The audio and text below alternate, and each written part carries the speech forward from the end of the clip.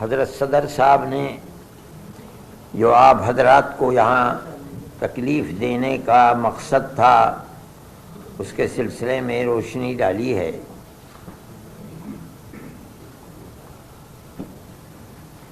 مسلمان ملک کی آزادی کے بعد اس طرح کے مسائل میں گھرا ہوا ہے۔ بابری مسجد کا مسئلہ تھا، لیکن اسی زمانے میں مختلف مسجدوں کے مسئلے، خود دلی کی جامع مسجد کا مسئلہ ہے، احمد آباد کی مسجد کا مسئلہ ہے، سنبھل کی مسجد کا مسئلہ ہے، متھرا ہے، یہ تمام مسائل اٹھ رہے تھے۔ لیکن اس وقت جس تیزی کے ساتھ یہ مسائل اٹھے ہیں ان سے یہ محسوس ہوتا ہے کہ قانون کو سامنے رکھ کر فیصلہ کرنے کی ذمہ داری جن کورٹوں کے اوپر ہے وہاں ایسی لچک اور ڈھیل پیدا ہوئی ہے کہ جو لوگ عبادت گاہوں پر قبضہ کرنے کا پروگرام چاہتے تھے ان کو سہولت اور آسانی مل رہی ہے۔ کانگریس گورنمنٹ کے زمانے میں سن 91 کا قانون بنا تھا، ہمیں اس کے اوپر بھی یہ اعتراض تھا کہ بابری مسجد کو اس سے الگ کیوں کیا جا رہا ہے، لیکن کیا گیا کیونکہ جمعیت علماء اس کیس کو لڑ رہی تھی، اور ہم پوری قوت کے ساتھ جو بہتر سے بہتر وکیل تھے ان کو سامنے لا کر ہم نے اپنے دعوے کو پیش کیا، اور ہم بار بار یہ بات کہتے تھے کہ ثبوت اور شواہد کی بنیاد کے اوپر، یعنی قانونی دلائل کی بنیاد پر جو فیصلہ سپریم کورٹ کا ہوگا ہم اسے قبول کریں گے۔ سپریم کورٹ کا ایک فیصلہ کہ مسجد اپنی جگہ ہے، کسی مندر کو توڑ کر نہیں بنائی گئی، یعنی جہاں بابری مسجد ہے وہ رام جنم بھومی نہیں ہے، یہ فیصلہ کورٹ نے دے دیا سپریم کورٹ میں۔ یہ دلیل تھی، سروے ہوا تھا، سروے سے ثابت ہوا کہ یہاں کوئی دوسری عمارت نہیں تھی۔ لیکن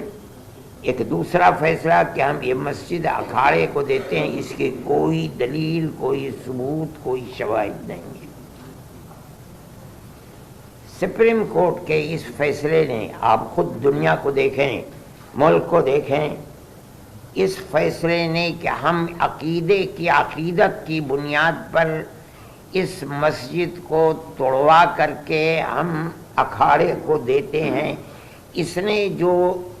راستہ دکھلایا ہے، اس راستے دکھلانے کے بعد پھوٹ پڑے ہیں مسائل کہ اس مسجد کو بھی لو، اس مسجد کو بھی لو، اس مسجد کو بھی لو، اس کے اوپر بھی۔ اس کا مطلب ہے کہ قانون کے راستے کے اوپر چلنا جو کورٹ کا امتیاز تھا، صرف بابری مسجد کے فیصلے نے ایک راستہ دکھلایا کہ نہیں،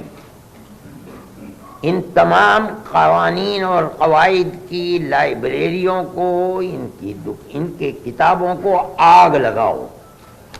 کوئی چیز نہیں ہے۔ فیصلے مذہب کے اندر جو بھی ہوں گے وہ عقیدے کی بنیاد کے اوپر ہوں گے، عقیدت مندی کی بنیاد پر ہوں گے، تو ملک کیسے چلے گا؟ یہ تو ایک تصور یہ دیا جا رہا ہے کہ جہاں بھی اکثریت اس ملک کے اندر اپنی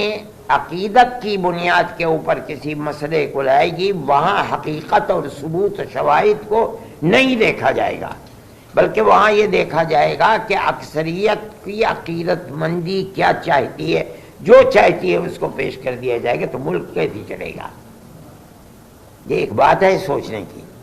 ہم صرف اتنی ہی بات کہنا چاہتے ہیں کہ اگر روش یہی چلے گی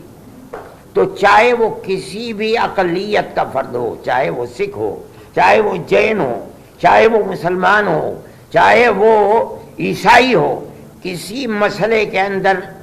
اس کو فیصلہ نہیں ملے گا۔ اگر مقابلے کے اندر تناؤ ہے اور اس کے اندر عقیدت اکثریت کی اس کے اندر دخل رکھتی ہے تو اس کے اندر اس کے مقابلے کے اندر قانون بیکار اور بے اثر ہو جائے گا۔ یہ بات میں ہی نہیں کہہ رہا ہوں، سمجھدار اور بڑے بڑے وکلاء یہ بات کہہ رہے ہیں کہ اس فیصلے نے بابری مسجد کے جو راستہ کھولا ہے کہ عقیدت کی بنیاد جب کبھی مقابلہ ہوگا تو قانون اس کے مقابلے کے اندر ہیج ہو جائے گا، تو پھر لا آپ پڑھاتے کس لیے ہیں؟